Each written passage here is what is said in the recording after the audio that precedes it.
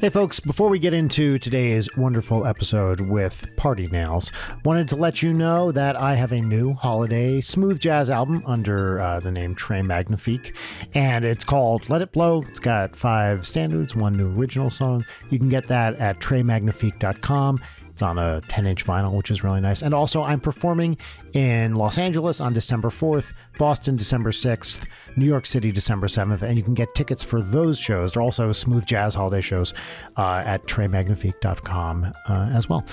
Enjoy the show, and please support us over on Patreon. There's a video version and an ad-free version of this episode over there, patreon.com/lateatnight. Enjoy the show.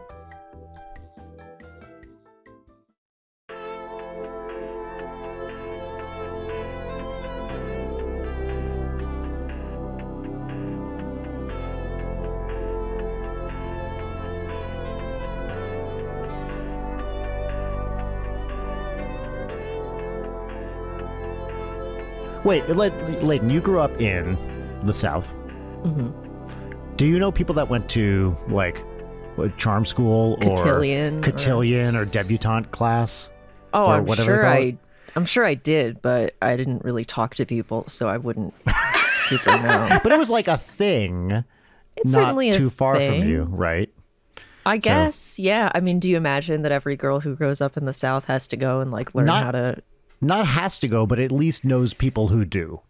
You know, so Okay, for example, fair. Totally. we have some friends who moved to Nashville recently, which is a very like big city, you know, for Tennessee, I think pretty left leaning, et cetera, et cetera.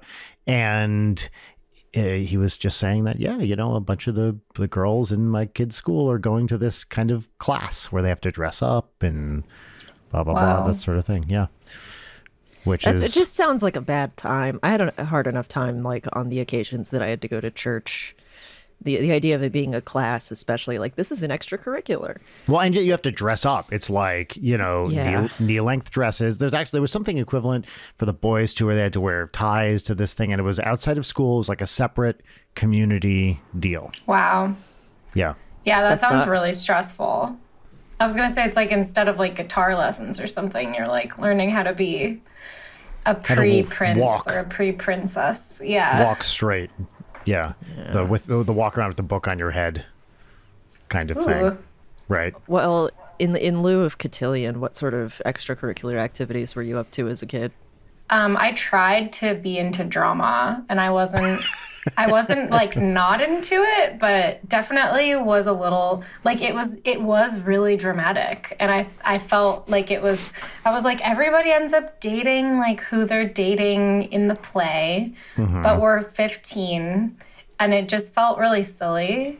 And yeah, so I feel bad being mean about it because I know that really, really saved people. But for me, I was like, I can't get down with this. I can't get down with the drama. I have a younger relative who is, you know, into drama and is a mid-teens type person, and hearing her stories of who's dating who and who dislikes who and what the director did and everybody's mad. It just sounds... And everybody's mad. Yeah. It just sounds exhausting. It sounds even worse in the age of social media. Can you imagine? Oh, my God. No. I dread this for I didn't Audrey. even think about that. That's true. Yeah. Yeah. It must be hard. What about you, Brian? Extracurricular? Well, I kind of consider the world my school, so I reject the notion of extracurricular activities, extraterrestrial activities. Yeah, you know, I think of myself as a student of life, so I don't really have extracurricular activities. I just have different majors that I switch from occasionally. You know, I like that. But to give a Cool real story, answer bro. to your question, yeah, what did I do? I lived far away from my school, so I didn't do as much stuff locally. I did once, and I may have told this story on the show before, definitely not in front of you, Alana. I once went to play D&D at the local gamer store, but was so scared of other 13-year-old boys that I had to leave because I was a tender soul. And That's really these cute. kids were like very, you know, bro-y, like nerd bro-y. And the way they were playing D&D was like, I grabbed the troll's dick and I cut it off with my sword. Oh my God. Yeah. And I just couldn't deal with that. And I think I made an excuse in the middle of the game and walked home because I was like, I can't be around this. Yeah. Right now. I would definitely relate to do that. the like walk into a place and then immediately walk out. Mm-hmm. Because I just Totally. could not strategize. Totally. Like, Yeah. I don't know. I'm overwhelmed by this. I gotta go. I gotta immediately leave. I was never here. I did. Pretty Totally. much everything I did was through school. Like there wasn't much outside of school. I did in high school sports. Did I ever tell you, Alana? I was a fencer. No. Oh wow. School. I was a New Jersey That's state really champion cool. fencer. Yes, epee. Wow. So I did I love that. I that. did cross country. That Wow. sort of thing. And then And you lived far from your school? Like how far? yeah, it was like 45 minutes Oh my each way. God. Yeah, because I went to a private day school. And Okay. like K through 12, my parents thought the local school was not great, and they sent me to this school that my cousin went to. And I just spent every day, at least an hour and a half on the bus or when I was old enough driving, and it fucking sucked. So with Audrey, I was like, no matter where she goes to school, it's got to be close because I don't want to. How much time did I not only waste on the bus? How much time did I spend getting bullied on a bus because I was trapped? Yeah. In a the group bus of kids. Is like Oh, totally. If you're a tender Totally. soul, the school bus is a fucking gauntlet. That is a metal tube of suffering. and the worst part is I was the first one picked up too because of where the route was, and I was pretty far away.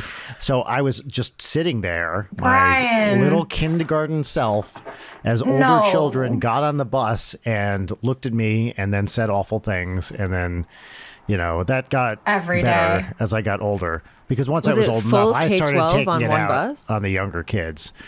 Once I could bully them, I really gave them what for, because that's what I got. Right. But yes, it was full K through 12 on the bus. No, and at least by the time I was old enough, we would kind of protect the littler kids. But it was That's good. bad. I had this kid down the street that I'm still in touch with, who's now like a lovely adult, but was awful to me as a teenager. I hope he apologized. Did he? I don't know. I certainly am over it. Like, I don't need him Okay. to, but he was mean. I used to be scared of this guy because he would use words I didn't understand. I remember him being like, "Yo, Wecht, you're a fascist. You communist." And I'm like 6 What? at the time. I was 6 at the time. Your brain is like, And he was like just a few blocks away, which was weird because there were very few of us in my neighborhood that went to the school. So we'd get on the bus, I would get on, we'd go past his house, he'd get on, and then he would spend time calling me political names all the way to school. And whenever I'd pass him in the street, which would happen occasionally because we lived near each other, he'd be like, "Fascist." And why? I don't. You just Calling heard us- some word. Calling a 6-year-old fascist is kind of the funniest thing ever. yeah. Communist I feel is like there were- arguably funnier, but yeah. It's true. Yeah. This kindergartner is reading Das Kapital. Well, maybe And he so thought I he was a was, what, communist because he 12? did keep trying to steal my lunch. So, yeah, I was like little, this was kindergarten through middle school, and this guy was probably 5 years older than I am. Oh, he must have learned that word and then was just like, I gotta use the shit out of this word. Yes. And also, I think communist is still, kind of used as a slur.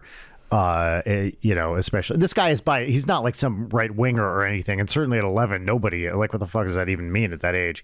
But it's not like he was from some super right wing family. I think it was just the 80s and communist was a Yeah. bad thing. And he's like, look at this communist over here. It's honestly really funny to think about now, but I can't imagine being a little kid and trying to figure out what's going on in that situation. No, Well, I'm like, just, if What's a that were- communist? yeah. Yeah, that little vignette, in a comedy episode, I would find to be hilarious. You Yes, know, I agree. because it's ridiculous. Yeah, and it stuck with me. I mean, this really was this is a long ass time. This is 40 plus years ago now. And Wow. Yeah.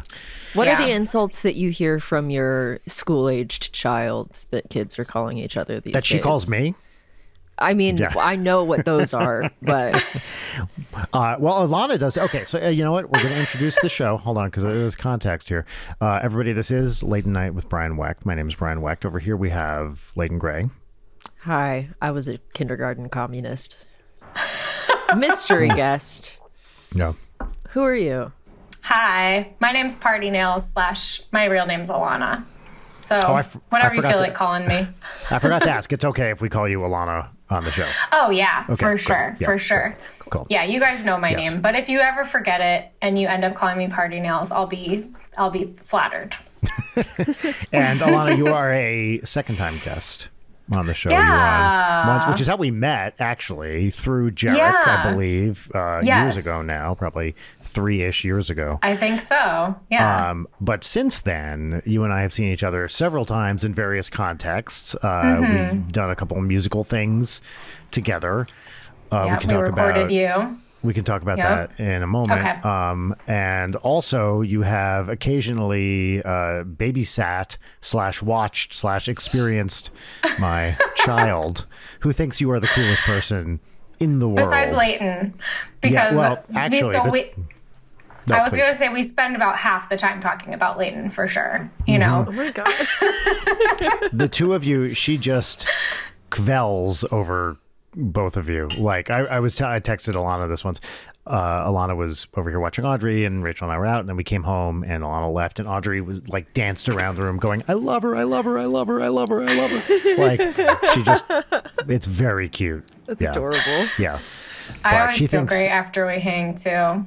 Yeah, she's really fun. And she thinks both of you are like, you're like cool older women in the arts, and that to her, that is the greatest thing in the entire world. So She's right. I agree. And I remember those babysitters. I was just like, oh my goodness. And also Leighton, the chess set is like, I screamed. I screamed. yeah. And Audrey knew too. She was like, I know Alana's going to freak out about this chess set. It is the glitteriest thing in the world, so I was very It's the excited most beautiful. It's the most beautiful thing I've ever seen. Yeah. Totally. And now, so she was into chess for a bit when you got her that chess set, and then she kind of stepped away, but now she's like back in force. Like she's taking chess after school. We do, I was talking with, Whoa. yeah. We do the daily chess puzzle on chess.com every day. Occasionally I'll set up the board for it. Sometimes we'll just do it online. But yeah, she's like into it right now. Wow. And what she'll do, I keep meaning to record this. She'll play, the website has like bots you can play of various degrees of ability. And she'll play the beginner bots and just trash talk them, like savagely trash talk them for half an hour. Martin, you're so dumb. Why would you do that? I can't She believe you're uses even their playing names. chess. Yeah, because they all have names. Like the site gives them names and avatars. They're all from different like countries, and they sort of they speak different languages amazing. or whatever. So they'll be like salam, blah blah blah, because the guy is from some Arabic speaking country. But they all have names. I just played a bot who was, I think, Finnish. She was a Finnish woman, I think. I don't even know, but they're from all over the world. Yeah. Finnish women coming from a supposed feminist, Brian. Yeah. Well, Messed up. Well, it's only so we can rebuild. Now you're a fascist. Yeah. That's right. Now I'm a fascist. Well, now that it's cool again. But yeah. So anyway, the point is that we have actually seen each other, Alana, you and I, Yeah. quite a few times over the last. Totally. And I years. was just thinking about the dinner that we all had that I think we should do again because that was really good. I agree. I missed that. Yeah. With us and Jarek and Jordan and Austin, right? That was the. I believe, yeah. I think it was I think that might have been my first time meeting Austin, actually. It was my definitely. first- I and- think it was definitely my first time meeting him. Yeah. And then Rachel and Audrey came too, but sat somewhere else. Sat at a nearby table And like popped over to say hi. annihilated a ton of sushi. Yes. Yeah. Yeah. Yeah. But Yep, I loved so that. that was great. We go there actually pretty regularly. Oh, cool. So what I was going to say, we can talk about this now, is so you asked me to be on this Jordan Duffy album slash song. Yes. And that is out now. I posted about it. People can go. I think Jarek posted on our Discord too. But Jarek that came mixed out it. really, really great. That's right, Jarek Oh my mixed gosh. it. Yeah. Yeah, thank you for so Brian played sax on it, soprano sax. It was my first time recording a soprano saxophone.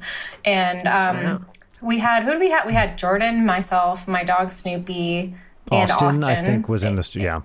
Yeah, and so we did soprano sax and Austin's vocals that day. And yeah, it's quite a production actually. There's a lot going on in that song. There really is. The mastering engineer was like, this is a really, really loud song. And we were like, yes.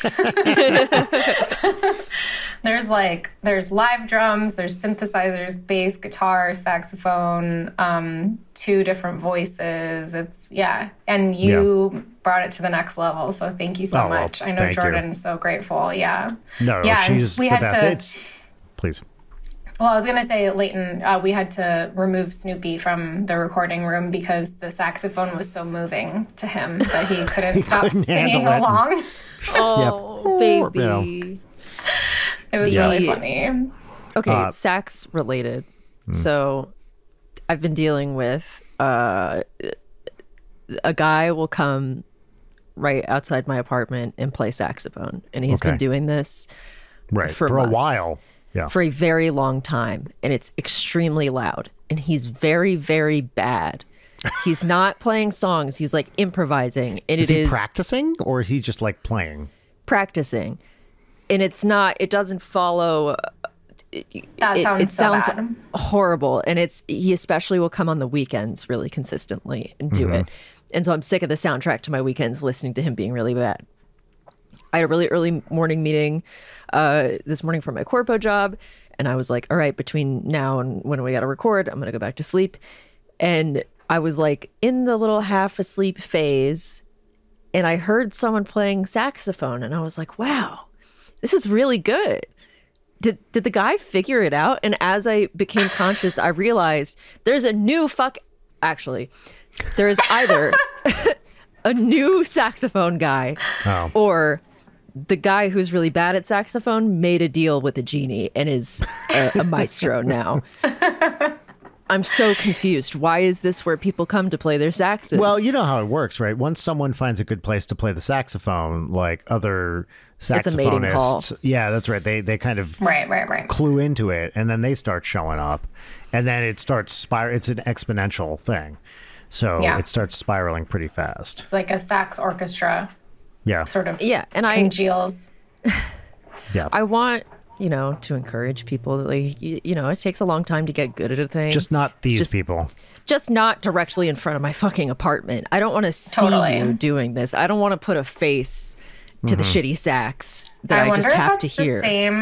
I wonder if that's the same. Sometimes I walk my dog around near your apartment and there's a guy that plays the saxophone like in the bushes, like nearby. I wonder if he first moves. of all, that's a great place to play the saxophone. I strongly encourage people to do that. Yeah, I imagine, because if it's not the guy who's really bad and not this new guy who I've never heard before today who's really good, that means there's a third one. Is there a spawn point for saxophonists around here? That's Brian. Yeah, we're proving Brian's point about the mating call. I do love the idea of a jazz spawn point. That, with just a bunch of new jazz musicians pop out of thin air every once in a while and scatter.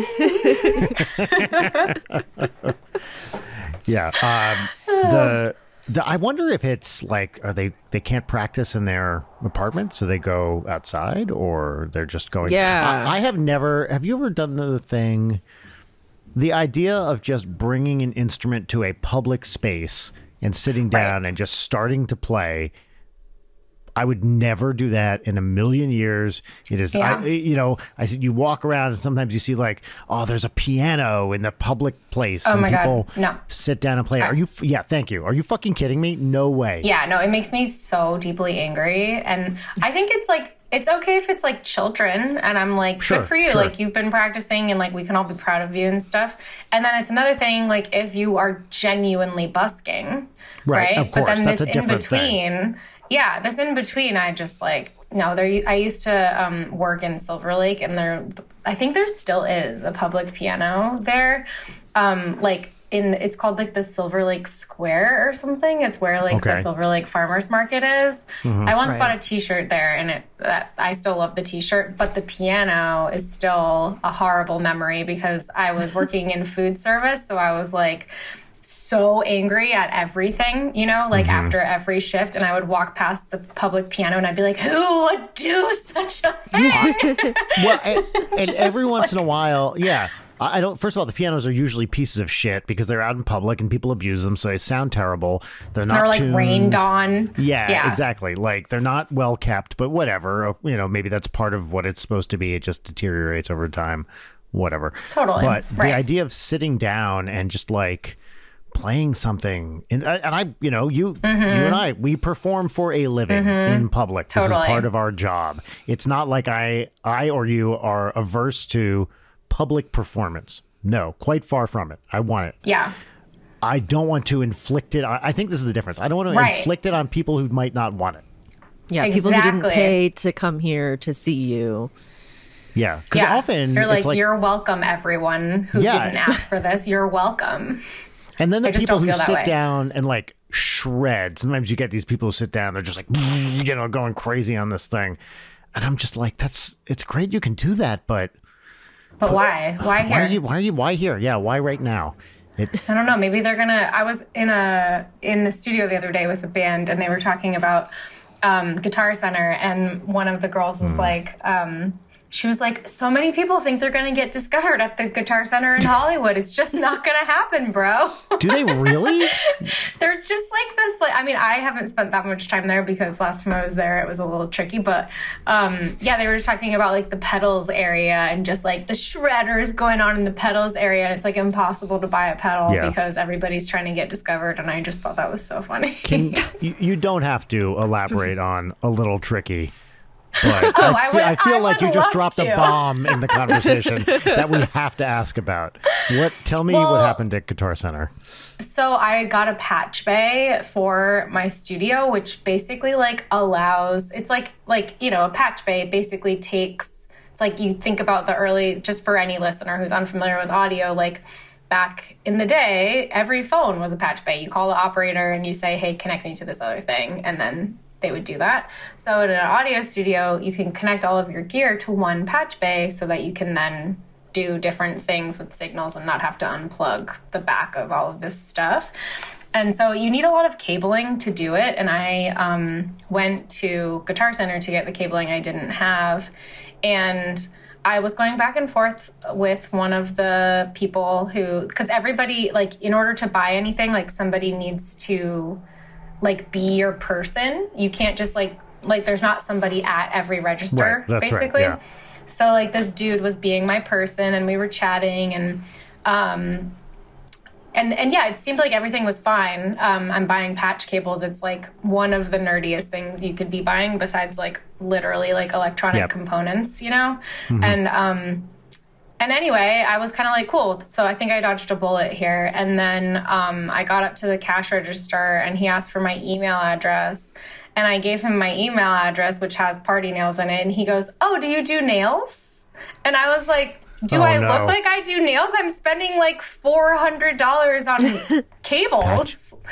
Like, I was just like, it was just the weird, like, and I was livid. So I did a little tweet about it. Like, I get that a lot of people were like, that's an honest question. And I was like, is it? Like, what kind of person Not is quite also... in context, right? Right. Well, I guess. Here's all my cables. Like, here's my cables. Yeah, I'm also a nail technician. Well, but also weird. It's... I don't know. It just feels like a little inappropriate, like a little much. Maybe calm down on that stuff. Yeah. Yeah, that also, for sure, if it was just like a dude, that is not a question that would get asked. Right. Totally. Do you feel like he was kind of hitting on you or no? I don't think so, but you know what? Sometimes in the like engineering community, like hitting on is really, really, really subtle. Right. Just because of like the types of personalities that are drawn to that career path. You know I'm what aware, I mean? yes. So yeah. So I mean, and I try to, I have this strange thing where it's like I look younger than I am, but I'm also like occupying all these different spaces that people aren't used to seeing somebody like me. So they sometimes don't realize that they're talking to like a mid-30s woman. You know, they sometimes think they're like talking to somebody who's maybe closer to a child, and then they sort of say things, and then I'm kind of like, that was funny. We never need to do that again. Right. So, and I'm sure that, I mean, among a lot of music dudes also, there is a, shall we say, a bit of talking down that I'm sure happens a lot, where they just assume you don't know what you're talking about. Right. Yeah. Which is why, like, I loved the idea that, like, the patch cables was, like, such a safe space, because it's, like, no one's coming in to buy patch cables for fun, you know? Yeah. What like, does this thing do? I'm not, like, oh, my God. What do these cables patching. do? Yeah. Yeah, it's not, right, like a first guitar, or I don't know. No. So, but I have a friend who worked at a different guitar, or maybe the same Guitar Center, and she said that I don't know how true this is, so we can't verify this, but she said that St. Vincent came in and was, like, looking at her own signature guitar, and somebody else asked her if she was shopping for her boyfriend. What? Jesus Christ. That's crazy. Yeah, it's totally crazy. So, like, yeah, I definitely think there's, like, a weird, like, time warp in Guitar Center. It's, like, 1992 in there, you know? Yeah. Like, everybody's, like, in Wayne's World, like, can you believe it? A girl's in a rock band, you know? Yeah. It seems to be dominated by middle-aged dudes with way too much time on their hands. If you die in Guitar Center, you respawn at the jazz you die for real. If you die in Guitar Center, you die for real. Yeah. There's a pipeline, like there's like a little tunnel that goes to like outside Layton's apartment. Yeah, that's... Man, I should play saxophone right now. It's like a pneumatic tube. They just get down in the tube and they pop out, Being John Malkovich getting spit out by the highway. Yep, the saxophone purgatory outside Layton's apartment. So I don't think I showed you this. I did talk about this on the podcast. Yeah, I have to show it to you. So Rachel and I went out to breakfast a couple weeks ago. I'm going to really condense this because I already told this on the show. And walking back to our car, Rachel's like, hey, what's that? On the like side of the street, kind of on a lawn area, clearly being discarded. I picked up the following thing. I'm going to get it. It's right over here. Hold on. Okay. This is really exciting. I'm so excited. No. It says Air Guitar Center. What? You see, Wait, that's incredible. That's the longer I look at it. Right now because I took my headphones off. But this is what it is. Air Guitar Center. The longer I look at it, the more I love it. Right? What? So many questions. Now, okay, how did now that? It's incredible. It's amazing, right? Did you make that for yourself to find? Because it's that funny. It is that funny. It is. There are many questions about it. Why is it not the Guitar Center logo? Right. First of all, clearly Guitar Center is there. They should have used that stupid "the guitar is the G" what thing that Guitar Center has going on with the word air or something. I don't know. But it's also that weird shape. It's clearly custom. You know, something was going on there. Also, I just picture it's in some guy's apartment in the corner, and he's got like a full speaker setup. He just puts on his favorite Van Halen tracks and goes to town. Yeah.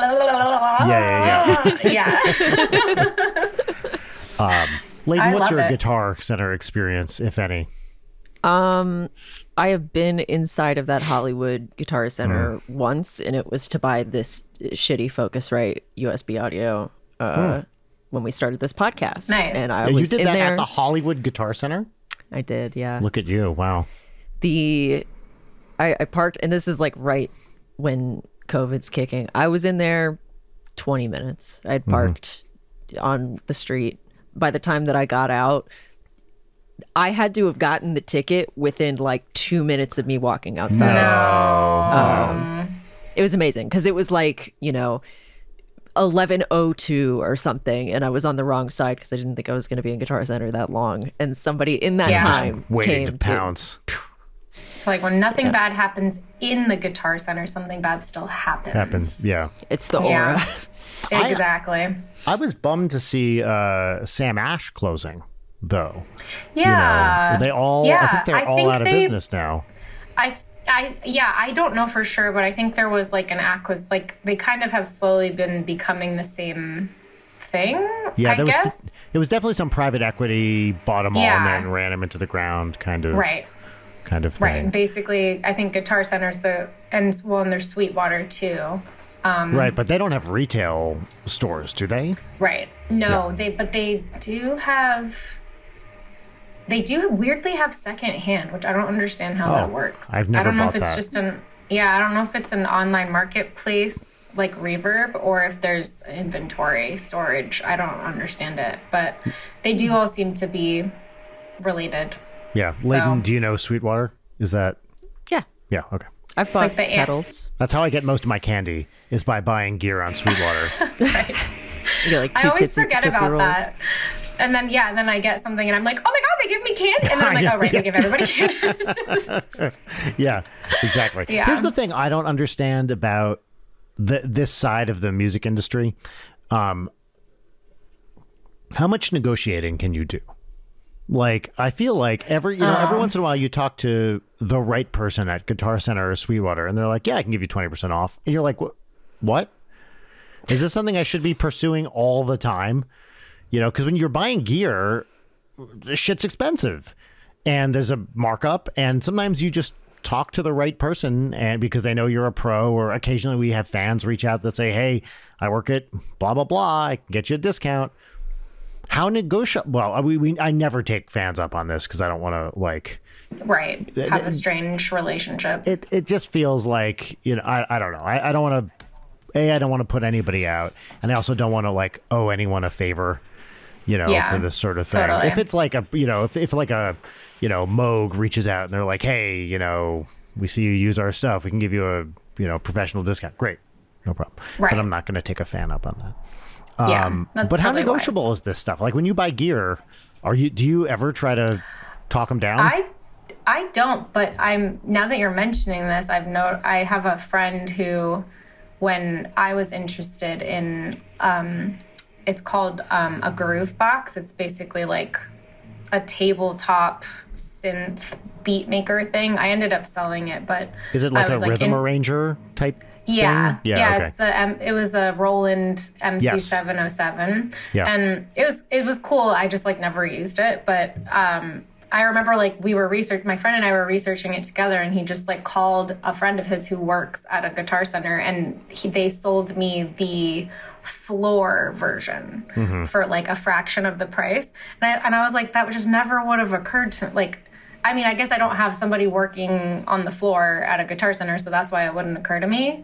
But my method, I just look online for the best price and make a choice, and yes, that's what I do. Call it a day. Remember, but I guess if I had a friend, I would approach it differently. There was an old episode, I think, of This American Life. You know, the storytelling show. Do you know what I'm talking about? I know what you're about to say. Yeah. The good guy discount. Yep. Yep. Yeah, Funny. I cannot believe you know what I'm talking about. I really cannot I've listened believe. to every episode of This American Life multiple times, so you're talking to the right person. That's awesome because I did storytelling in New York for a while too, very much in this scene. Very cool. That makes a lot of sense. Yeah, so Leighton, this episode, and this is probably 15 years old at this point or something. This dude, and I can't remember who the person is in question here. He hears that sometimes if you go up to a clerk in a store and you're like, hey, can I get just a good guy discount on this, 10%, whatever, they'll give it to you. And Leighton's he just walks around and asks, he starts buying stuff and he's like, hey, can I get a good guy discount on this? I think it was called good guy discount, right? Yeah. Yeah. Totally. And it doesn't always work, but it worked enough that people sometimes, more than never. More than never. That's right. And sometimes people would be like, yeah, all right, cool. Yeah. The social balls to do that. That is exactly the idea of it makes me want to cringe into a little ball. The idea, yeah, that's exactly it. That is exactly my reaction, because the last thing I want to do is like impose. I feel like I'm imposing just by being in this person's space, even though it's their job. But the last thing I want to do is put them out more than I already have by forcing them to work at the store and interact with me. And the idea of going up to someone and just being like, also, I don't know. I feel like, you know, as a middle-aged white guy, the last thing I want to come across as is more entitled. Totally. Know? So I'm not going to be like, you know, hey, can I get a discount on this just because I'm a man, you know, or what? Like, come on. I've been friendly before, but it's also like, yeah, it's incredible that it ever like praise be to you for having any self-awareness at all. You know what I mean? Because it's incredible that it works. It's what kind of places did it work at for this guy? I can't remember, but it wasn't like little nothings necessarily. Like it was. I remember it being a bunch of different stuff. Yeah, I think like restaurants, retail, and maybe even like a park. You know, like or something. Yeah. Some sort of like attraction, and it was fine. Are you looking it up, Layden? I am. I'm looking at a Reddit thread where people are really, really angry about this episode.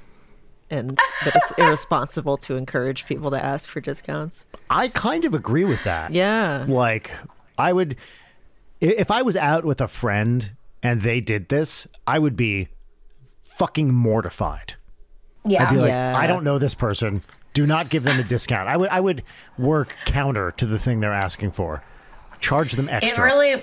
It's so amazing to me that like the difference is like so flimsy, right? It's like, you're sitting there, everything's one way, and just by asking, that's crazy to me. Well, then it raises the question, what is negotiable, right?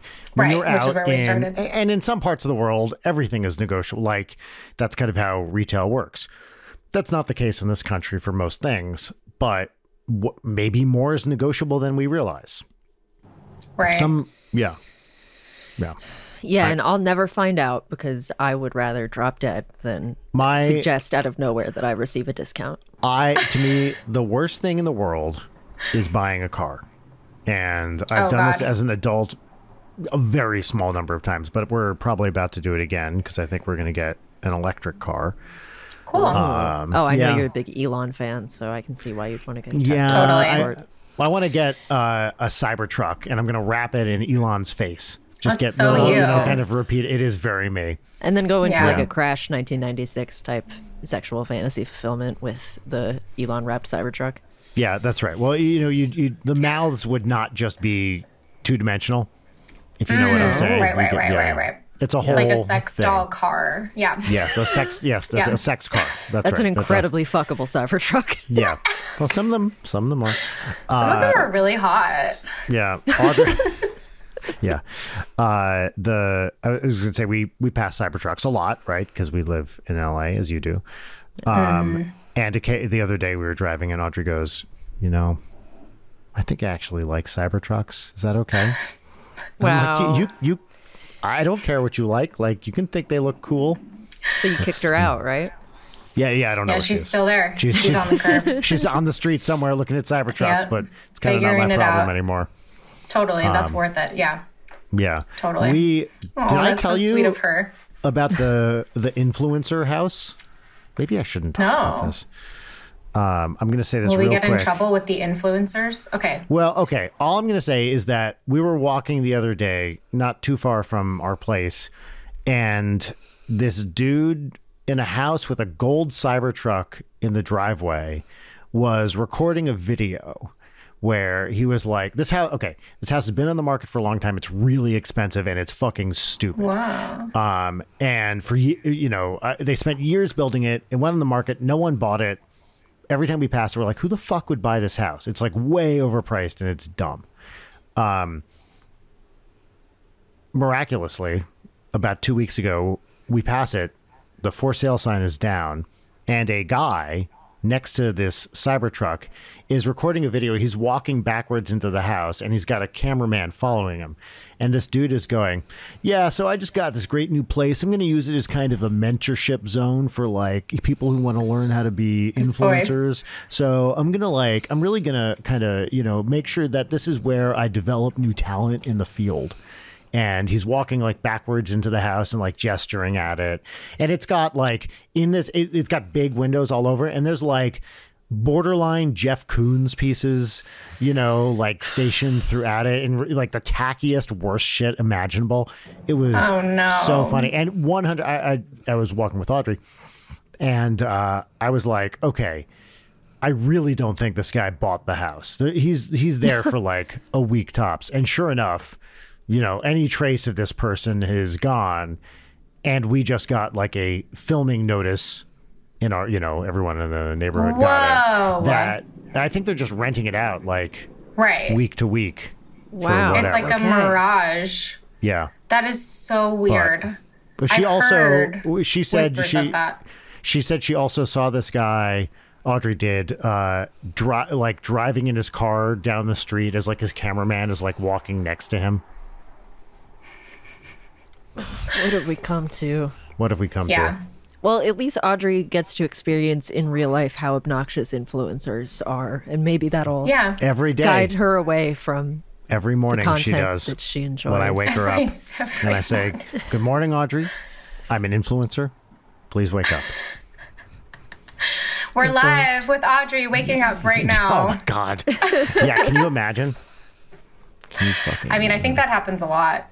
Did you guys watch Girls 5 Eva? Because there's some kids. They're oh God, why am I blanking on her name? I watched the first two seasons. What's her name? What, Sarah Bareilles? Okay. No, the Busy Phillips. Oh, Busy Phillips. Character. Yeah, her character's kid being the influencer. Oh, that's right. Yes. Commentary on that. That show is awesome. I didn't watch. It's 4 seasons now, I think. Is that right? I think so. It seems like it might be over, but I don't know. I love that show. I thought they were all great. I thought the songs were fun. It was genuinely funny. I love Paula Pell. I'll watch any Paula Pell thing ever. Great. She's so great. I thought that show was like very, very funny. Highly recommend. What's it Layton. On? It Peacock? was only on Peacock, but now it's on Netflix too. Yeah, and it's very like it's like very Tina Fey comedy. Yes. It's very that makes slapstick, silly. Yeah. And it is her like production. Is it a Robert Carlock thing? Maybe. Like I mean, with I think Paula Pell so. being involved too is like that zone. Stephen Colbert as the Swedish music producer songwriter is one of my favorite things I've ever seen. Yeah. So, but yeah, the influencer commentary in that whole show is fantastic. And has Audrey expressed an interest in being an influencer? Because I know that like basically kids older than her, that's like their main thing is like they want to be a YouTuber or an influencer. But I wonder if her generation is kind of over it. Well, for a little bit, and this has been at least a year since she said that. She was like, "Oh, I want to start a, like basically a Let's Play channel." And I was like, she wanted to start a channel with me and her where we play video games, which is a very sweet idea. And I immediately put the kibosh on it because I was like, honey, I love that you want to do that. I like playing games with you because it's fun. I don't want to turn this into like we have to make them for a channel or something. Yeah. Also, I don't think a 10-year-old should have a YouTube channel, kind of end of story. No. But totally. that's not the way I framed it. Because it's also true. I don't want to I turn enough hobbies into things that I then am forced to do for a living. Totally. Forced is an overstatement, but you see what I'm saying. Totally. I didn't want to do that. And then beyond that, no. She has not expressed any interest in that sort of thing. She's pretty self-aware, as you know. Yeah. And yeah, I don't know. For a while, it was like, what do you want to be when you grow up? And it was like, astronaut, scientist, princess, gamer, just a list of 6 different awesome things, dinosaur, whatever, like all. Oh, I see all that fun. Snoopy. Yep, there he is. Hey, buddy. He's like, I gotta go on this side now. Alana, what's your Yeah. favorite episode of This American Life? I meant to ask that. I 10 really minutes want to Oh, ago. talk wow. more about this too. Yes. That's a great question. That's a really great question. There's a few that I've been avoiding listening to again because I feel like I've listened to them so many times, and one of them, I can't remember what it's called, but it's about, I think, decisions and kids, and it starts with a story about a family, and one of the kids in the family who's like under 10 wants to be vegetarian. Yes, I remember this episode. Okay, Yes, okay. I know this yeah. episode well. Yeah. And or maybe it's vice versa. Maybe it's like the family's vegetarian, but the kid No, wants it's the to kid. eat meat. It's okay. the kid. It's the kid that's the vegetarian. Yes. That wants to be vegetarian, and just sort of like, I don't know, just like all of the things that means. And Yeah. And the kid is like adamant about it too. oh yeah, Right, oh yeah. yeah. And I was that kid actually. Oh, really? So I think I just related to that. Yeah, it was like a whole thing because I would go to this like farm to ride horses, but the whole farm was all rescue and rehab animals. So everybody that like lived and worked there were vegan and vegetarian. And I was like 9 or 10, and I was just like, I will be just like all of you. Like, you are so cool. It was all like, teenage girls and run by this really cool woman. So yeah, not recently, but like both of my parents were single parents because they were split. So each of them had to deal with cooking their kid vegan meals.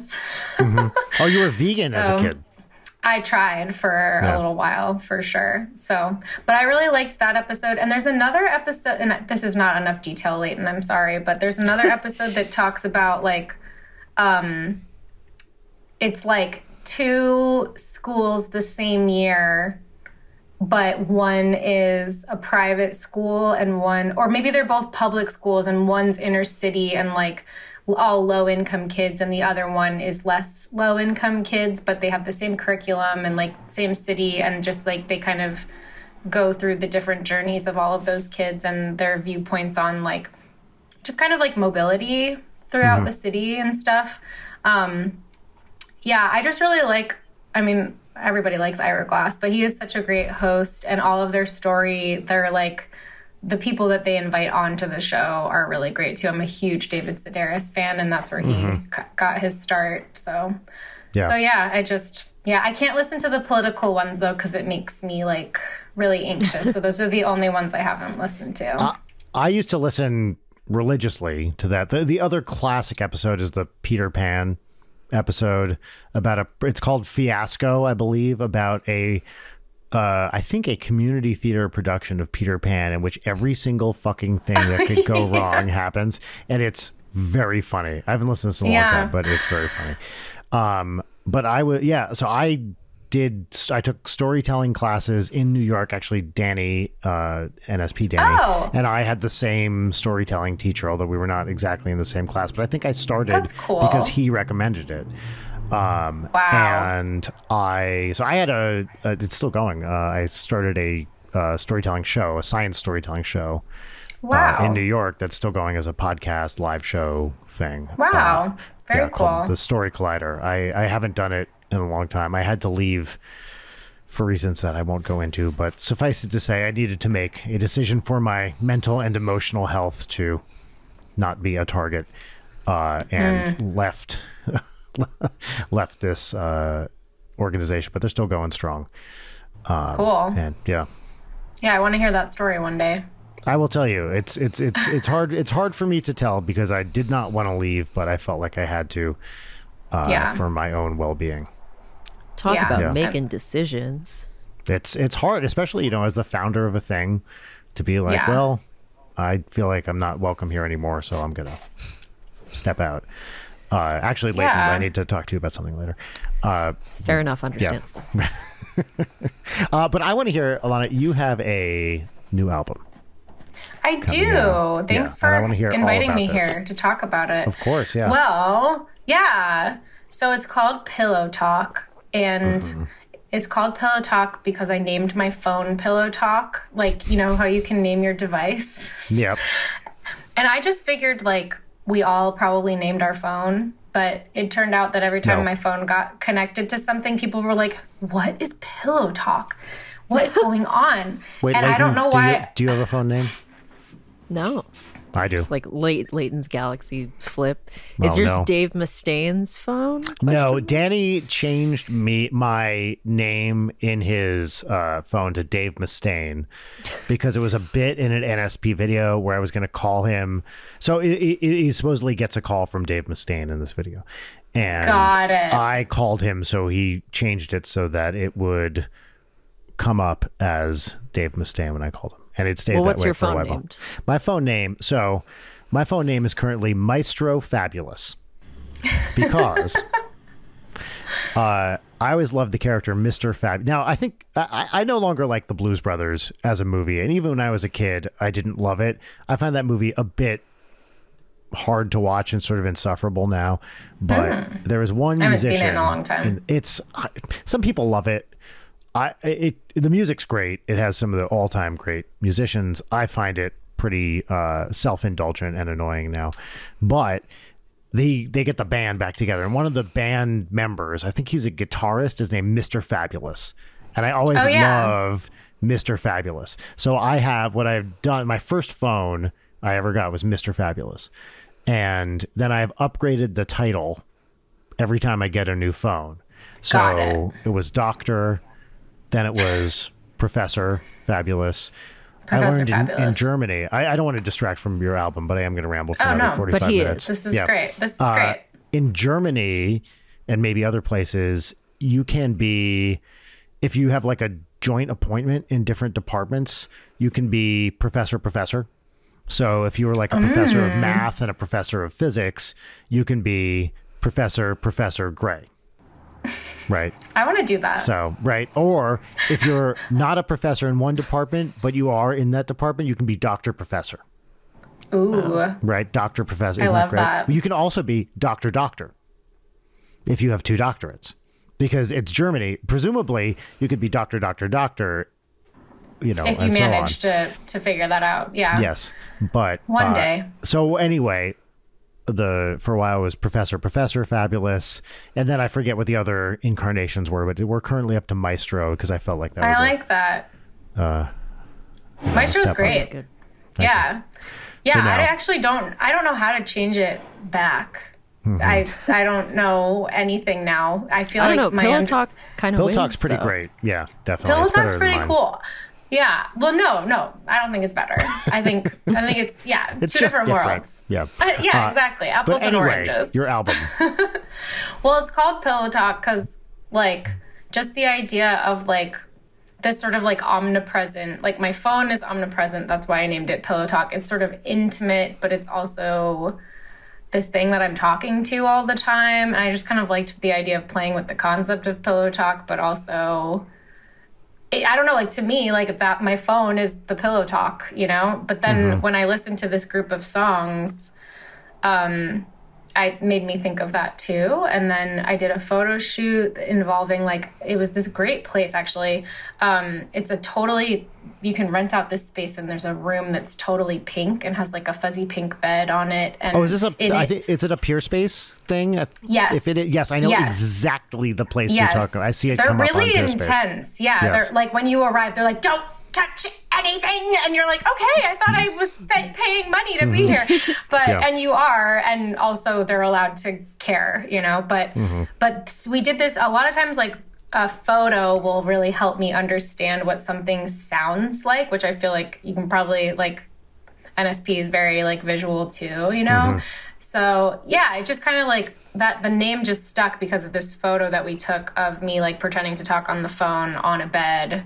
And as I just have been trying to, like, find, like, the character that I'm talking to, right? Who am I always talking to when I'm writing these songs? And I always want it to feel like I'm calling a friend and I'm able to be really, that's awesome. Yes, really, I love really, that. like, Intimate. Right. intimate, yeah, and Yeah. just authentic and, like, unguarded. And vice versa. Like, I want somebody to feel like if they're in the first person as part of the song, that they feel like they can be that confessional, or they're managing to confess. Because I think that's a big role for a lot of, as a songwriter, like, I really want to be able to help people express what maybe they're not expressing because they're not a songwriter. Maybe they're a nurse, maybe they're a parent, maybe they're doing something different, and they just need that healing power of that song. So that's where the name came from. And it's a collection of pop and rock and electronic songs. And yeah, and I mixed it. So I got to be on the tech side, which is really cool. And I mean, have you that's not always mixed true, your other albums? I didn't mix my other albums, no. But I started mixing in 2022 or 2023. I mean, I had done like bits and pieces, but I didn't want to be what I call the last man standing on that, on my thing, especially because like you lose perspective if you, I mean, you can gain some, but you lose some too. If like every single thing you're like, it's me.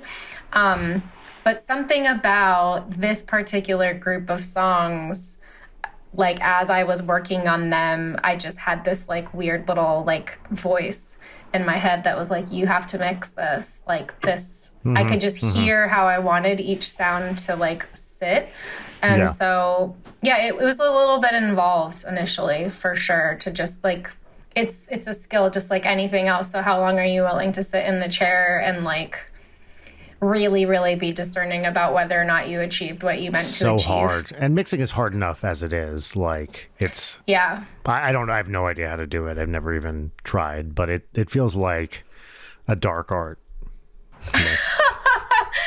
You know what? It does a little bit feel like a dark art. Like when there's a point where basically, like, it's basically physics, which, like, I'm not a physicist. Yeah. Physics but, like, and psychoacoustics, right? Yes. It's both. Yes. And, like, and there are people who, like, do math, and that's why they're good at mixing, or those people tend to be more in actual, like, electrical engineering and, like, building instruments and that kind of thing. But, like, it's basically, you're just trying to evaluate how certain things behave and how you want them to behave. But then it's also like sound chemistry, because everything is talking, everything matters in the sum of the parts. So every time you do this, something's reacting to it. And so basically you're just kind of doing this dance with all these things, right? That it's your inner monologue. It's incredible amounts of labor. It's people that maybe are on the recording that you get along with or don't get along with, and the whole time you're doing all this stuff.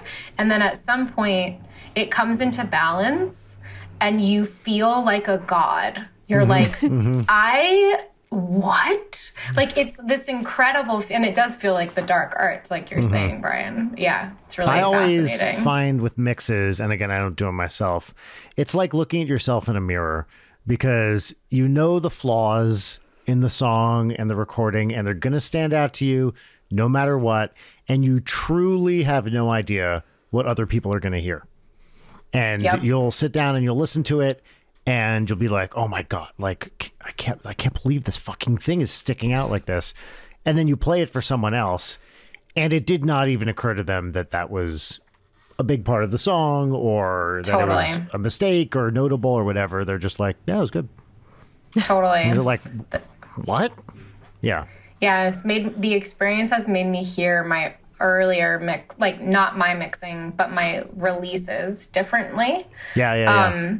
It's really interesting. And on that point, though, one of my very first songs I ever put out, before there was any Party Nails music, I'd done music for a long time, but no Party Nails. And I remember I sent a recording to a friend for his feedback, and he had all kinds of feedback to give me. And again, like, I'm not an established artist in any way.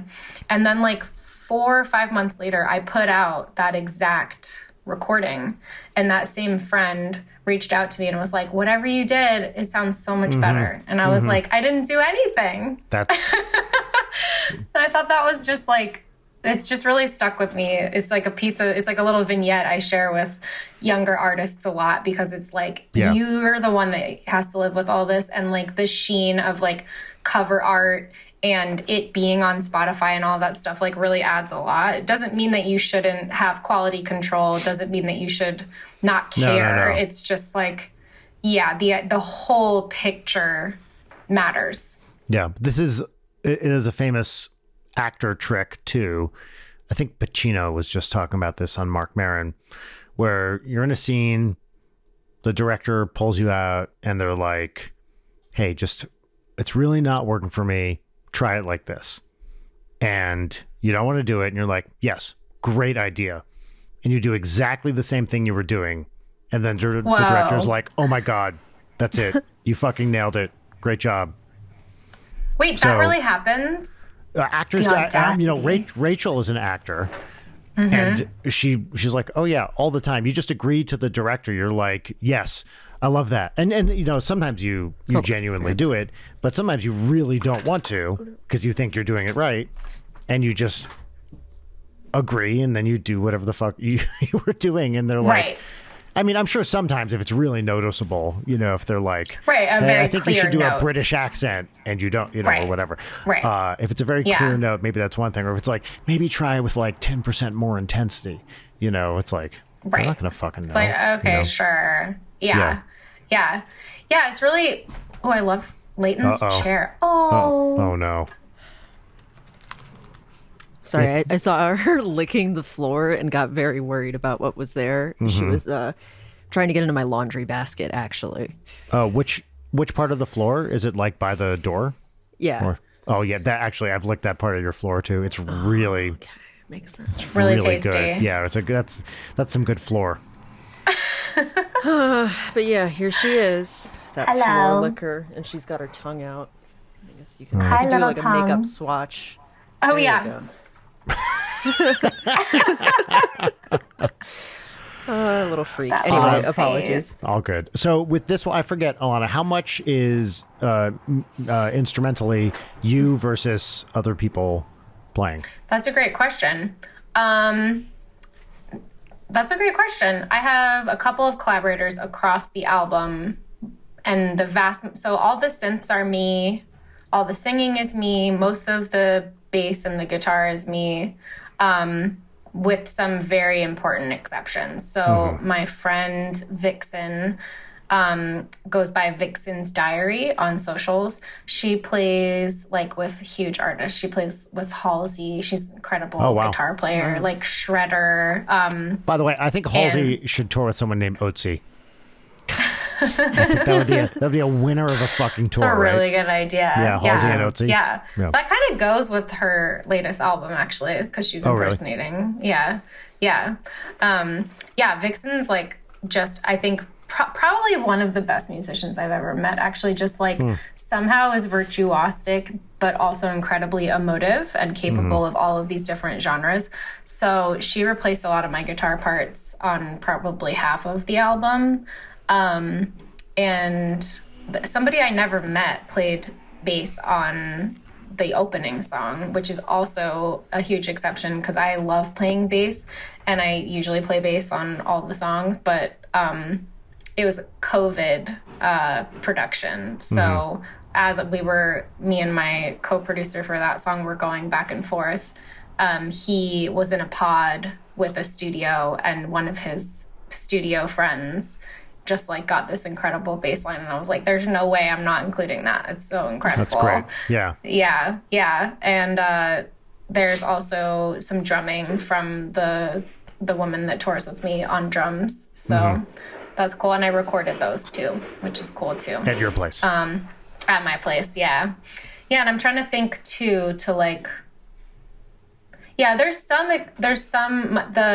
the guy that I did some co-production with on some of the record, I also worked with on the record before this one. Again, in a similar capacity, it's like, maybe half of the album we worked together, but then I took everything and did more stuff with it. And he's really good at basically like taking audio and running it through a lot of like granular processing and then feeding it back. Then just everything's been like, I don't want to say like degraded. It's not been degraded. It's just he just like bakes it and bakes it again and bakes it again. Such and a that creates talent. these really beautiful textures. Yeah. And there's such patience there too, because like, I feel like when I take those approaches, which I generally do with my synth stuff, I always end up kind of creating really like abrasive sounds, because that's what I'm drawn to when I'm experimenting. But he's not, he approaches it, it's like not experimenting. Like, I think he knows exactly what is happening. I don't know how to explain it. Some but people it just ends have up a being secret really soft. sauce that they know how to do. Right. Right. That's his sauce for sure. For sure. So that's cool. Yeah. If And this- I feel like there's another special instrument, but I can't recall now. Sorry, Layton. If this album were a candle, what would that candle smell like? Look at this question. Oh my God. I hope I'm right. And maybe you can tell me if you think I'm right once you hear it. But do you remember the Bed Bath & Body Works smell? The cucumber smell? Oh, yes, indeed. Actually, The cucumber I do melon. remember. Yes. Okay. That's what I aspire to be. Okay. Yes. Yeah. I think that it's that. Okay, that is a very specific thing. That whole era of Bath and Body Works smells like the sweet pea and Japanese cherry blossom and the OG warm vanilla sugar. All of them. Oh my So good. gosh. Oh yeah, and I just called it Bed Bath & Body Works, which I don't know. That's which kind is of a not better name. that's No. not a real thing. It can be two places. It can be Bed Bath and Beyond and Bath and Body Works coming together. They should. Yeah, that cucumber melon smell was like a whole generation of smells. Yeah. They Yeah. also in that same zone, the coconut lime verbena. That was a big one. Oh yeah. That was a It's good not the one. same. They still have Japanese cherry blossom and they still have warm vanilla sugar. And I bought every warm vanilla sugar product that they have. And I don't know if it's just the patina of nostalgia. It's different. It smells No, different. dude, you'll know. Like you know when Yeah. it's different. It's definitely different if you think it's different. The lotion is like, it's Bath and Body Works. They make good lotion. It's really good. Yeah. It smells like fucking Play-Doh. And it's not just me. I've had other people smell it and it's Play-Doh. I don't know why. Play-Doh smell is the weirdest. No smell, better too. question from a friend. Hey, can you smell this? Yeah. So everybody Well, wants I- to hear. I have a big old lotion and perfume collection. So does, it makes a little bit more sense. But you Yes, have a yes. your what's the signature, or not, maybe not signature, but your typical scent. You wear opium something. Oh, black talked opium. about black I really opium. haven't been, ever since I got into perfume, I haven't been wearing it as much because I have so many other ones. Right now it's this Nest Madagascar vanilla is my favorite. Ooh, that sounds really pretty. Yeah, it's like a very a deep smoky vanilla. Yes, it's totally like a very mature vanilla. That sounds which really is good. nice. Yeah. I love vanilla. I know I'm not I do supposed to. too. Like it's supposed. Yeah, but it's like there was some meme that Wait, was like, why how aren't did you we? supposed to? Who It's says like you're not people think supposed to? vanilla is a synonym of boring. Oh, those but people it's are like, idiots. No, Yeah, vanilla like- Like a vanilla bean smells so good. and It's real like vanilla literally could is not be amazing. more exotic. Yes, It's like that's right. Yeah. from a jungle, right? It's Yeah, like an people- orchid that only people grows on a tree or definitely something. Fought wars over getting vanilla beans like to different parts of the world. Vanilla's Right. the best. Like life without vanilla is right. Yeah. Vanilla is like my favorite note in a perfume. Like that's what I'm always chasing Mm-hmm. after, which leads to me buying a lot of really shitty perfumes with a vanilla note. But Nest does it. It's good. Ranch vanilla. Nice. Oh, Cool Ranch vanilla. Yeah.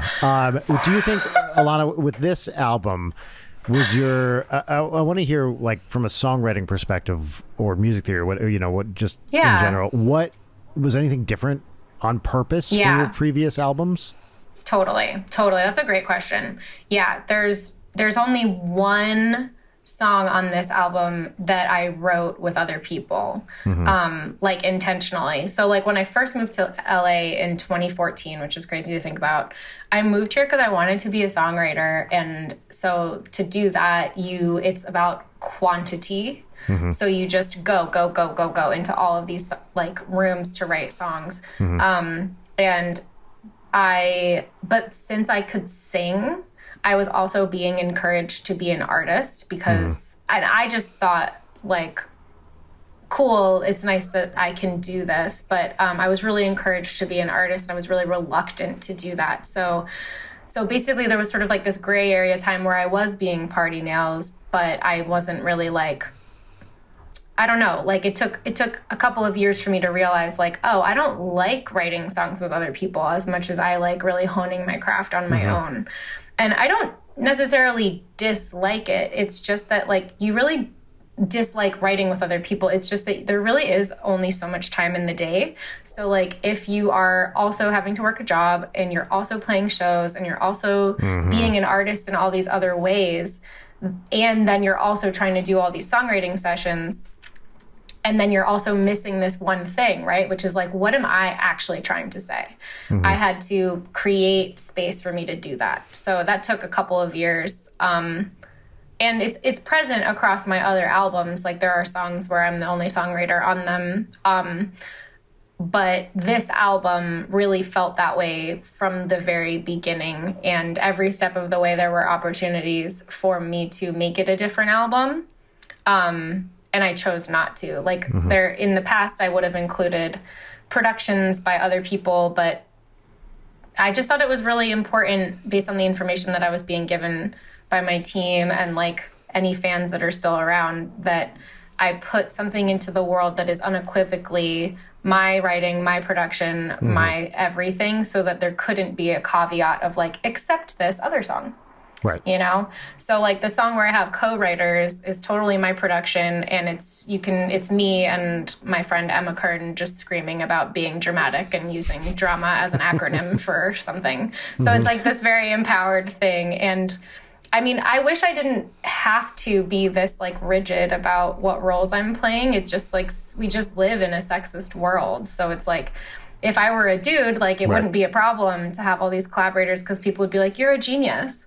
But instead, it's sort of like, well, what did you do?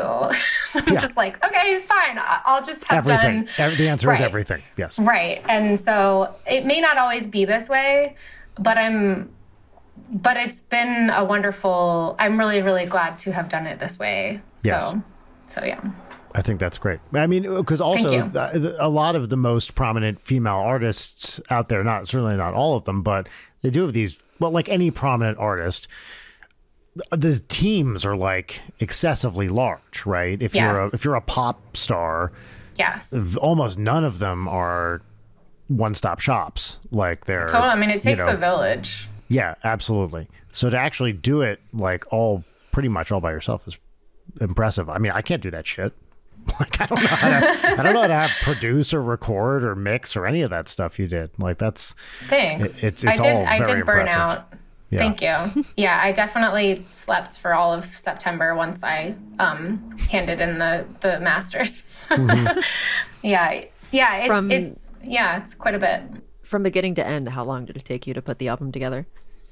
I started writing it in 2020, so it's been quite a journey. But I didn't like, it wasn't nonstop.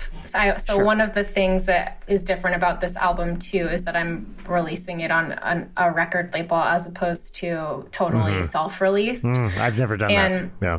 Yeah, the record label is like Friends, and so it's as close to a self-release as it could possibly be, but that was a really big factor timing-wise. So like I pitched versions of this album to other labels and management and that kind of thing, and they're just not like, I just don't want to sell my soul, you know?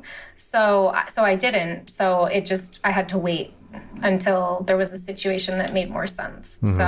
So like beginning to end, it was 4 years, but I think if there weren't COVID and I wasn't making like business changes like that, it probably was more of like a 2-year process. Yeah. So are you doing videos? I'm going to, and I wish that I'd already done them, but my stamina has shifted. Oh, yeah. So. They're fucking hard. It's hard to get it together. Yeah.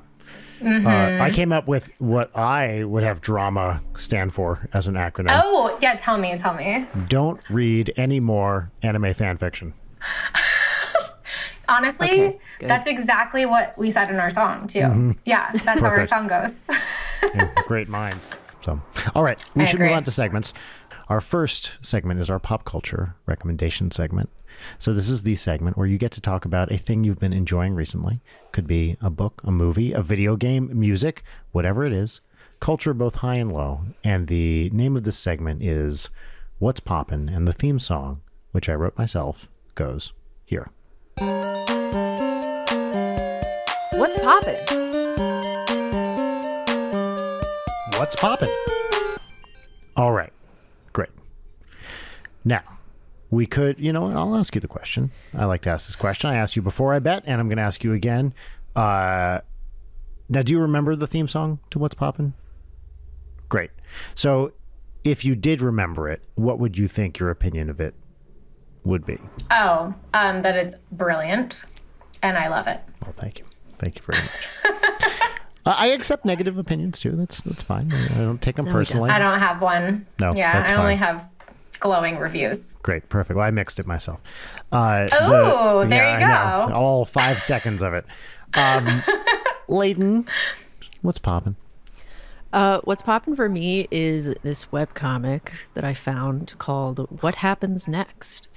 And I saw you post this, yes. yeah, it is a really, really cool little story that's like about true crime on the internet and parasocial relationships and like being trans in a small town and using the internet as an escape. But it's like about this murder that happened. Ooh. And one of the people who was an accomplice in the murder is not in prison and is on Tumblr. And the starting point is them complaining about like getting canceled and how they can always have like, well, you were an accomplice to murder thrown at them. And it's like a lot of it is told through, little drawn screenshots of like fake Tumblr posts. And it's like a really, really clever little metafiction thing. And it's ongoing. So I'm excited to see where it goes next. I'm really, really impressed with it. And the writing's amazing and the art style is really cute. So what happens next? And I think it's a ... will shock you. But yeah. Really cute. Yeah. I love So that. that's what's popping for me. Alana, what's popping for you? What's popping for me is Beef. Have you guys seen Beef? Nice. Oh, the show. Yes, it's awesome. It's still, Oh my they still God. only have the one season, right? Yes.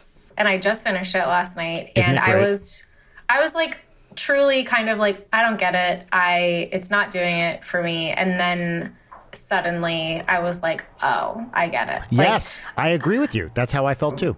yeah, I think that I mean, maybe I didn't really get any ads and maybe I didn't get it, but like, and even with the big A24 logo at the top, like, I still didn't understand that it was a noir piece until like halfway through.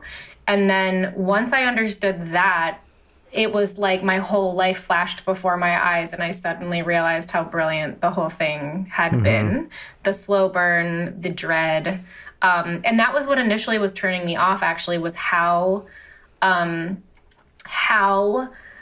visceral the dread was. It was so real. It was so real that I almost felt like, oh my God, like I'm not this person, but I'm so annoyed with how real this feels. I don't want to watch it. It felt like I was like reading my own notebook. I was like, I've said that before. Like, is this even entertainment, And then all of a sudden some stuff goes on and I was like, oh my God, this is brilliant. And it's gorgeous. And It's really well shot. Yeah. It's really, really is about beef too. Like, and I don't think I understood that beef, like that feeling of having something against someone or somebody having something against you is the central character. And it's just brilliant.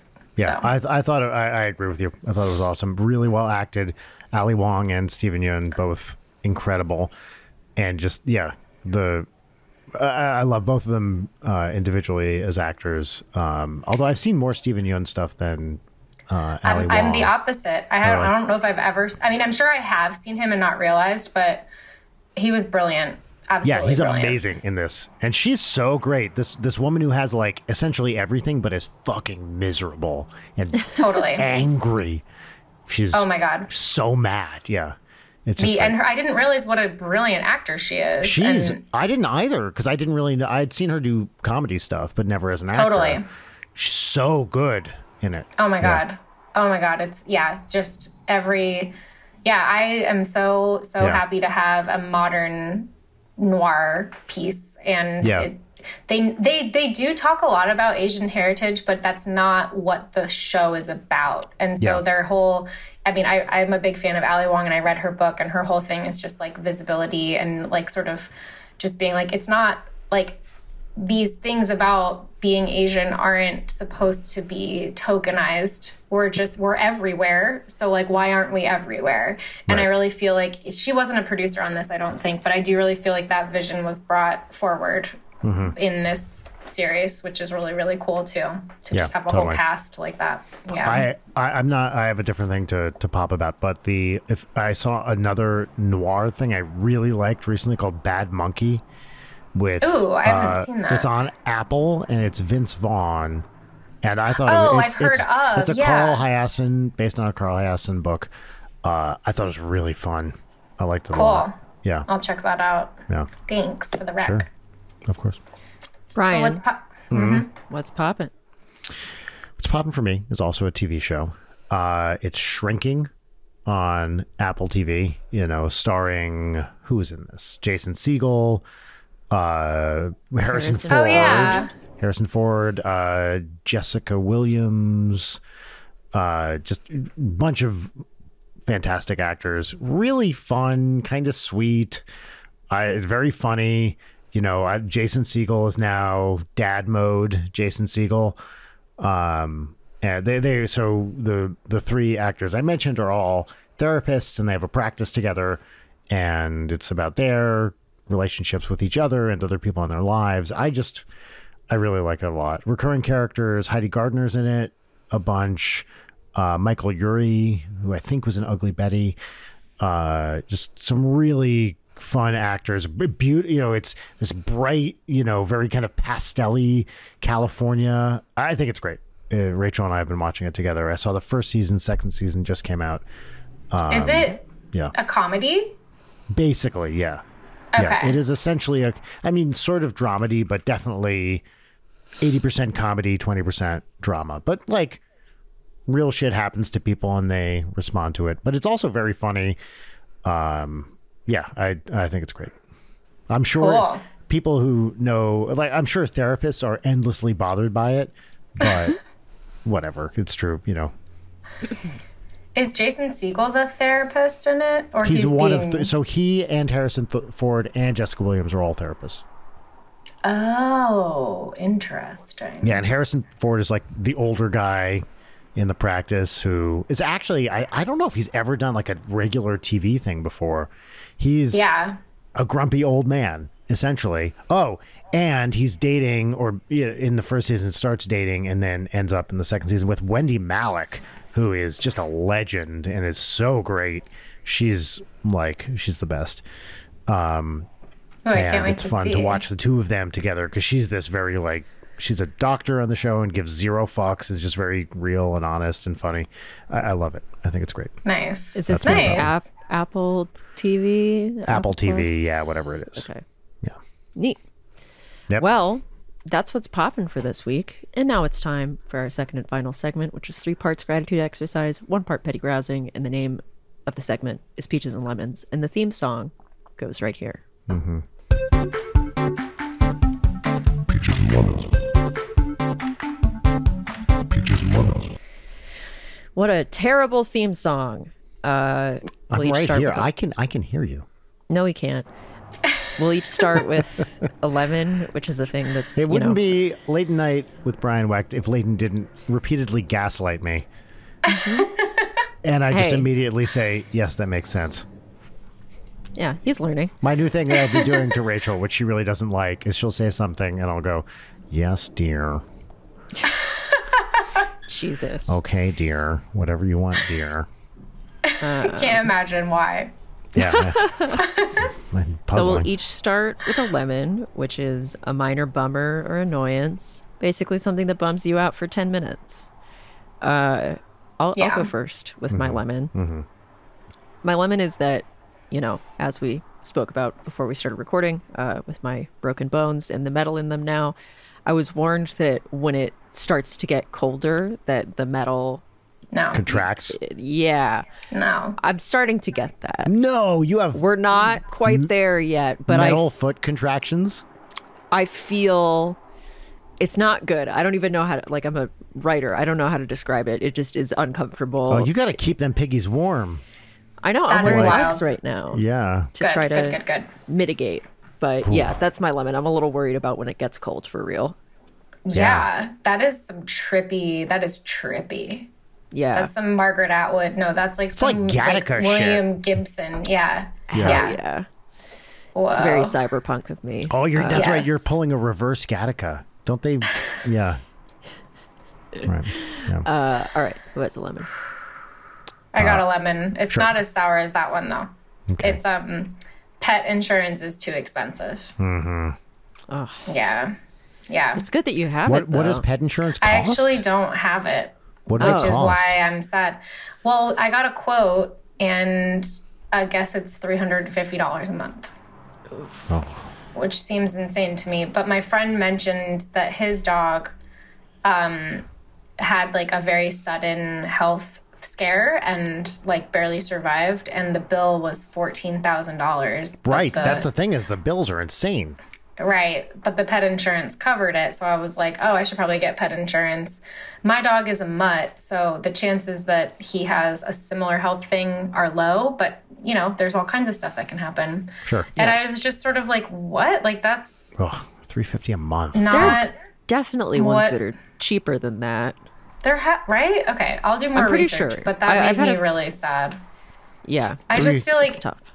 Yeah, they like asked me for my zip code, and I was like, I mean, I get that, right? You need that for a quote, but I was also like, I know they're just like, oh, well, this bitch lives in LA. She's probably willing to spend this much money on her dog, Yeah. you know? Yeah. And I think that's really the lemon. Insurance in America. It's the worst. They should Yeah. charge, Insurance. since I it's bet- pet insurance, they should charge money or pets. So it's like $350 a month or 4 gerbils. Alana, I Put get them the in a feeling little that envelope. we take our dogs to the same vet. Do you go to the vet that's like closest to Yeah. us? Yeah, I do. I like it there. I They're do too. nice. They think it's really funny when he's like, they've only explained it to me. I haven't seen it myself, but apparently when Snoopy's on his back, his legs are so short they can't hold them together. Oh my God. baby. Because he's a low rider, yeah. Uh-huh. And they bring him out laughing every time. So Yeah, when Maybe gets within 1 block of that vet's office, she starts doing the like full paws out, like dead weight. I will not go in there, mother. Yeah. Poor girl. Brian, It's for their health. Brian. what's your lemon? Here's my lemon. All right. Now, I'm already mad for you. Yeah. Well, this so is pissed. infuriating. Okay. I'm an audio professional. I have a audio. I don't know what I'm doing, but I am a professional. You do. You do. I have this set up here. You know, I have an audio interface. I have a mic. It goes to the computer. Discord doesn't like this shit. This thing going through the audio interface, Discord doesn't like it. So I have to go through this program Loopback. And Right. I think it's a Mac thing. Not. I think for PC is. it'd be not a thing. For Mac, I got to go through fucking Loopback, and every time I try to set it up to get it to work in a straightforward way, I mean, you know, it's like a patch thing. I cannot get it to be flawless. There's always, you know, I'm hearing an echo or blah blah blah. There's 1,000 different like things. a new thing every time. It's a new thing, or I have to like adjust something because if I also use Loopback if I'm gonna do any like game recording or whatever on here, I got to go through that. And it's always a different fucking setup. And I change something, I don't know what, and now every time I use Discord, something's fucked. And I'm like, Is this why you were so quiet in the gamer call the other night? was I unusual? No, I think. Oh no, that was just me. I was working on something while we were like And quiet. also, as there in- were 6 of us like shouting at each other. So Yeah, I said a few really funny things that got ignored, and then I just decided I kind of emotionally shut down. As we do. Yeah, I think I was just working on something, but I hate using Discord now because for voice because of this fucking audio thing, and it should be simple. You know, in theory, it's just like, okay, well, I should run the thing. I can't figure it out. It was working well. I switched something and now it's fucked. So I relate to that. I've lost all patience with like live streaming with audio. It's such a pain. confusing. well, and the other thing is, it's everyone's setup is idiosyncratic, right? You have your own thing, so you can't just like Google what's my setup and then someone solved it for you and you just implement. It's you have to like, okay, well, I have this mic going into an Apollo 4, going into a Mac Mini. Okay, well, and it should not be that hard. Like there should be a whole thing, but I cannot for the life of me. Yeah.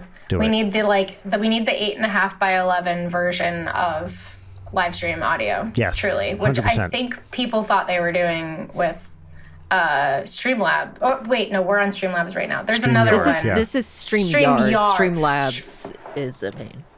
Got it. Yeah. I feel like attempts have been made, but there is no 8.5 by 11. No, because right everyone now. everyone has different gear, and everyone has a different computer. It's a whole thing, and I'm just like, nothing. I mean, I don't know how you as a studio person do it, because my patience is I have like maybe 5 minutes of patience a week to deal with this shit, and that's how I feel. Yeah, dealing with like patches and blah blah blah. I just had to cut out like the streaming stuff. Like as much as I really liked connecting with people, it was just like suddenly when the routing is like in the computer, then I'm like that's exactly it.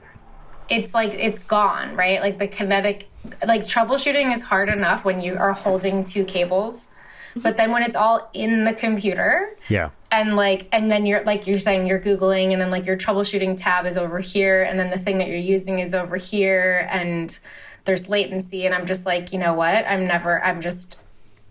I fancied myself an internet girl, and turns out I don't have the patience. Yeah. No. Well, nothing. Yeah. And it makes me feel dumb. That's the other thing. I'm like, how can I not figure this out? I don't think I'm an idiot, but I just don't have the time and patience. Thank you, Leighton. Yeah, you're not. And just because there's a studio behind you doesn't mean that that it's like this to translate it inside of the computer. It's right. You know, that's the brain fart, I think, is like a lot of people that are streaming every day or whatever, on Discord, they're not functioning as a recording studio on the same computer. They have their streaming computer, and then so that's the other thing. And even people that are like you in studios all the time, there's always something where you're like, why the fuck is this happening? Oh, always. Yeah. Every day. I mean, you just have to build that into recording. Absolutely. Right? Because it's going to happen. Something's going to be weird. And, totally. That's why you need anytime you go to a new studio, you need a local person who's like, oh, yeah, actually, we do it like that. Totally. Yeah. It's like being a nanny, or I'm not a parent, but I imagine it's like being a parent too, where it's like, every day there's a thing that you can't predict that's going to happen that you have to deal with. Like somebody's going to have a meltdown about like this thing, or like the diaper, or like forgot the toy or whatever. And you're just like, cool, now we're here and we got to deal with it. Yep. And you just kind of have to do it. Electricity is crazy. It is pretty nuts.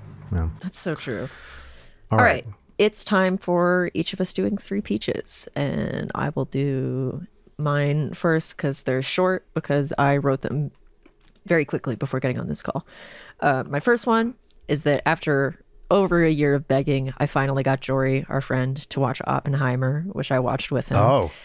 And I finally feel vindicated in my opinion of that movie, because we ranted about it for a very long time afterwards, and then like for the rest of this week we keep bringing up whack shit about it. So yay, fuck Oppenheimer. Peach number 2, it's UGG season. I'm just thrilled to be able to wear Uggs again. That's right. They're the best. I agree. Congratulations. Thank you. And peach number 3 is that, my mental health is always better when I get into a cycle of like reading a lot instead of just scrolling Reddit. And sometimes I'll burn myself out on reading, or like not be able to find something I can really get into. And I am back on the reading obsessively train, which I think is good for me, because if I keep scrolling Reddit, I'm going to lose my mind. So those are my peaches. Yay. Those are some good ones. Alana? Yeah. Well, I really like your third one. I like all of yours, Leighton. one of mine was one of my peaches is therapy. I'm back in therapy, and it's really helping my mental health, and that's so wonderful. And there was no reason I wasn't in therapy. I think I was just like really believed in, this goes back to my lemon, I really believed in the power of insurance, and it turns out that was just like never going to work for mental health. Yeah. So I was just like, cool, if I just stop trying to pretend like that's a real thing I can depend on, then my mental health will get better. So that's been good. I like my therapist a lot.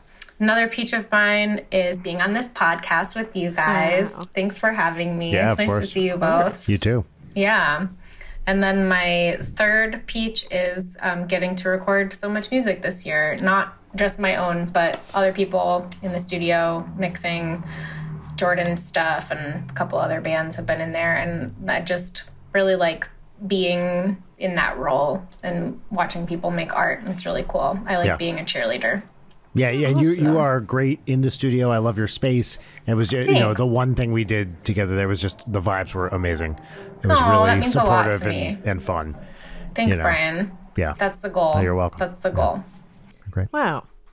Brian, your peaches? Oh, you remembered. Thank you for thinking of me, Layton. I always remember. I've never not remembered. See, this is the kind of gaslighting that I'm talking about. Yes, dear. But I'd be lying if I said I didn't deserve it. All right. Peach number one. Actually, I have kind of an Oppenheimer-related peach as well. Wait, is this what I think it is? Well, I don't know. I don't know what you could possibly think it is. What do you think it is? Is it that thing that you were working on? Oh, it is. It is not. Although there has been movement on that. Oh, okay. But nothing real. So, well, this was reported publicly, actually, in the Hollywood Reporter. I wrote songs for the Barbenheimer movie. Ooh. Which looked for a while like it was going to get made. Now it looks like then it looked like it wasn't. Maybe there's motion back in the other direction. Who knows? That's cool. But that is not one of my peaches. My Oppenheimer related peach is a friend/mentor of mine, a physics person, was in town giving a talk at Caltech yesterday. So this is a guy who he's 20-ish years older than me. We wrote some papers together, very similar interests, and I saw he was coming to town, so I went to his talk. And I hadn't seen him in a long time. Really nice to see him. A bunch of physics people. I went to his talk. Great talk. Bunch of people, the Caltech guys, invited me out to dinner with their theory group. And I just had a lovely dinner with old physics friends. Aww. And so this guy is a faculty member where I was a postdoc.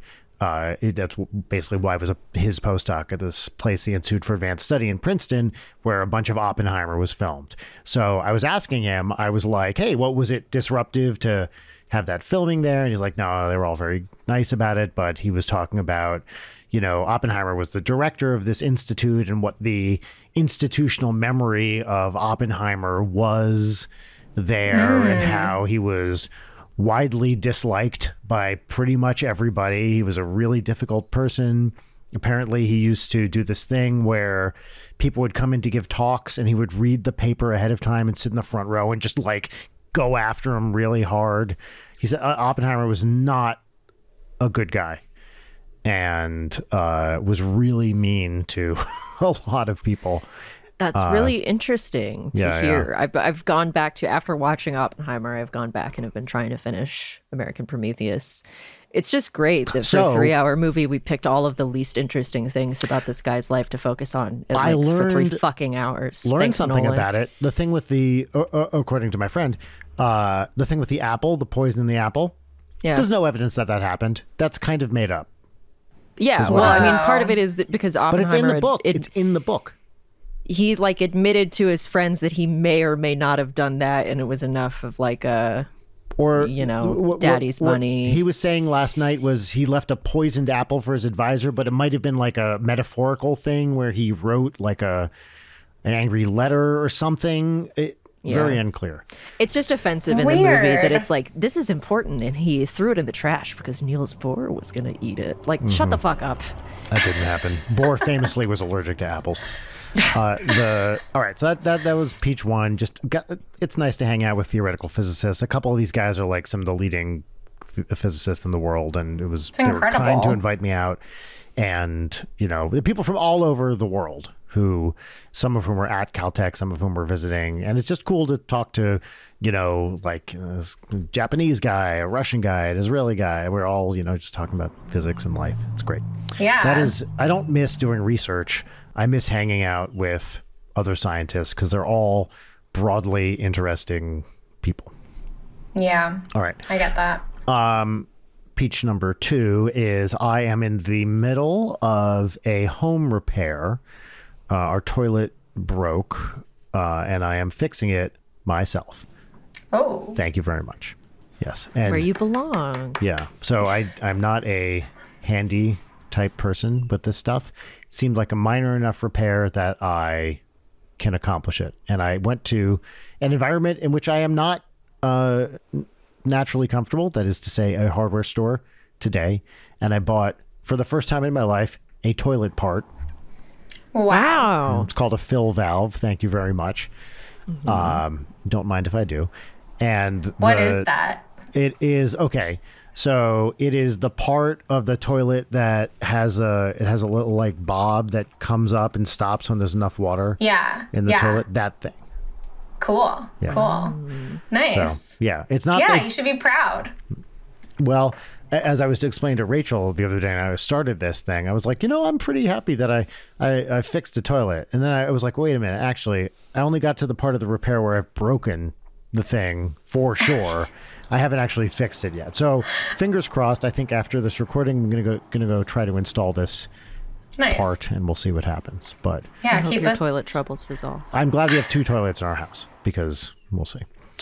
And my final peach, I posted this and I texted it to you, Leighton. Ninja Sex Party was a clue in the Washington Post crossword the other day, which feels saw like that. a milestone. That's crazy. It's crazy. And I love that it's the word sex, too. Because it could have been the other 2 words, but no, it's sex. It's sex. And it mentioned, the Ninja Blank Party musical comedy duo with the song Cool Patrol. What a great thing. And a major, like one of the So major newspaper crosswords. The gold standard is New York Times, but Washington Post is not far from it. Well, we gotta get you in well-known the New York constructor. Times. Yeah, well, we should. We have a connect. Well, actually, I reached out to that connect, Deb, and I was like, hey, I was like, do you have Evan Bernholtz is the name of the constructor? I was like, hey, if you have Evan's contact info, I'd love to send him a message just to be like, this was really cool. And there was another part too where he, like many constructors, he has a little blog on the Washington Post where he talks about the puzzle, and he singles out some cool. clues to talk about. And in the thing that he singled out this clue to mention us and mention me specifically because he saw the crossword thing that I had done with Deb Amelin from the New York Times, who has been a repeat guest on this show. So, Whoa. yeah, like I thought that was That's really, wild. really great. So I am, was kind of tangentially in the crossword world, very much in the puzzle world, but tangentially in crosswords. And it was just like, whoa, this is pretty fucking cool. I think I texted everybody I know yesterday to be like, oh my God, what? Yeah, And congratulations. in a Sunday crossword, it's the big flagship crossword of the week. It was very fun for me. So, Yeah, it's a really big deal. it feels like it, right? it's You like know? that plus, what is it? Was it a review of Megalopolis on Letterboxd? Oh that yeah, the mentioned you? top review, The top review of Megalopolis on Letterboxd said the CGI looks like a Wow. Ninja Sex Party music video. So Actually, I think the #1 review is "This shit sucks, Megacocalypse," but that one is one of the top 3. yeah, it is fun, to be in a band that has achieved some level of what's the word I'm looking for? Cultural Saturation. Cachet. Thank you. That's saturation. That's the word I'm looking Yes. for. Where it's out there enough that people can refer to it and they can trust that Yes. at least somebody is going to kind of pick up on It's incredible. what that is. And that feels like a real The dream. accomplishment. Yeah, right. And, so it's who knows how much longer we have it putting out albums. I mean, we're not planning to stop anytime soon, but it certainly feels like kind of a, okay, wow, we have really been doing this for a while. And Yeah, that's amazing. thing, yeah. That's Thanks. the coolest thing ever. Yep. That is Awesome. very cool. It's not the coolest thing ever. The coolest thing ever would be Brian Blank, member of Ninja Sex Party. There you that go. would be the coolest thing ever. Maybe that will Yeah. be the New York Times one. That's yes, right. Well, the actual coolest thing ever is that Alana took the time to join us today. Well, there Thank we you, are. Alana. That's true. Yeah. Thank you for coming back on. Yes, thank Oh you. my Where- God, anytime. Can people find you? When can they get the album? Thanks for asking, Leighton. So my website is partypartynails.com. That's 2 parties, 1 nails. And there's tour dates on there. There's some music on there. I'll be on tour in January in the US. And that's pretty much great. it. I mean, Spotify, Party Nails, social media, Party Nails. Great. So, Are you doing say LA hi. an LA show? I am. We're going to play the Echo January something. I see. Yeah. Great. Well, I hope I can Yeah, come to just that. down in our hood. Yeah. Yeah, I would love to have you both there. Let me know if you are coming and all. I'll Yeah. treat you right. Great. Thank you. Cool. Thanks so much for having me and Yeah, for asking thank great you. questions. There's- Thanks for yeah. helping, maybe. Hold up the dog, Leighton. Yeah. Well, actually, maybe.